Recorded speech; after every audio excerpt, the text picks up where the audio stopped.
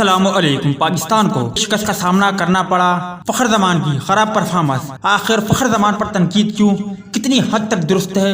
آپ بھائی مجھے کمنٹ سیکشن میں اتنا ضرور بتائیں۔ آج کے زیر نظر ویڈیو میں آپ بھائیوں کو اسی بارے میں بتائیں گے، مگر مزید تفصیلات کی طرف بڑھنے سے پہلے اس ویڈیو کو لائک کریں اور کمنٹ سیکشن میں آپ بھائی اس اپڈیٹ کے متعلق اپنی رائے کا اظہار ضرور کریں۔ دوستوں، گزشتہ کل دوسرے ون ڈے میچ میں بھی پاکستان ٹیم کو شکست کا سامنا کرنا پڑا۔ شکست بھی ایسی کہ ایک طرفہ شکست، اور دوسرے ون ڈے میں بھی پاکستانی بلے باز ناکام رہے، جس پر کافی تنقید ہو رہی ہے، جن میں فخر زمان بھی شامل ہے۔ مگر فخر زمان پر کیا تنقید بنتی ہے؟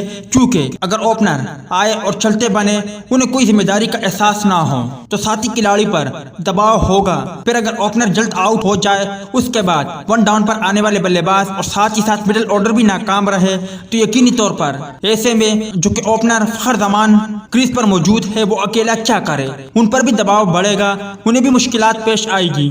فخر زمان کی بات کریں تو انہوں نے دوسرے ODI میچ میں لگ بھگ 50 کے قریب گیندیں کھیلے اور انہوں نے صرف 10 رن بنائے، جس پر تنقید ہو رہی ہے۔ تو کیا دیگر بلے بازوں نے فخر زمان کا ساتھ دیا؟ اگر دیگر بلے باز فخر زمان کا ساتھ دیتے اور اوپننگ اسٹینڈ پاکستان کو تقریباً 50-60 رن کی مل جاتی، تو یقینی طور پر فخر زمان ایسا کھلاڑی ہے کہ وہ میچ کا پانسہ پلٹنے کی صلاحیت رکھتے ہیں، اور وہ جارحانہ انداز اپناتے ہوئے پاکستان کی جیت میں کلیدی کردار یا پھر بڑا ٹوٹل ترتیب دینے کی صلاحیت رکھتے تھے۔ مگر بدقسمتی سے فخر زمان کا ساتھ کسی بھی بلے باز نے نہیں دیا، جس کا نقصان فخر زمان کو بھی ہوا، کیونکہ گزشتہ کل دوسرے ODI میچ میں فخر زمان بھی بری طرح ناکام رہے، اور اب سوشل میڈیا صارفین فخر زمان پر تنقید کر رہے ہیں، جس پر سابق کرکٹر بھی آپے سے باہر آ گئے اور کہنے لگے فخر زمان پاکستان ٹیم کی جان ہے، فخر زمان کے بغیر پاکستان ٹیم ادھورا ہے، کیونکہ اکیلا فخر زمان آخر کب تک کھیلے گا، کب تک اسکور کرے گا، کب تک پاکستان کو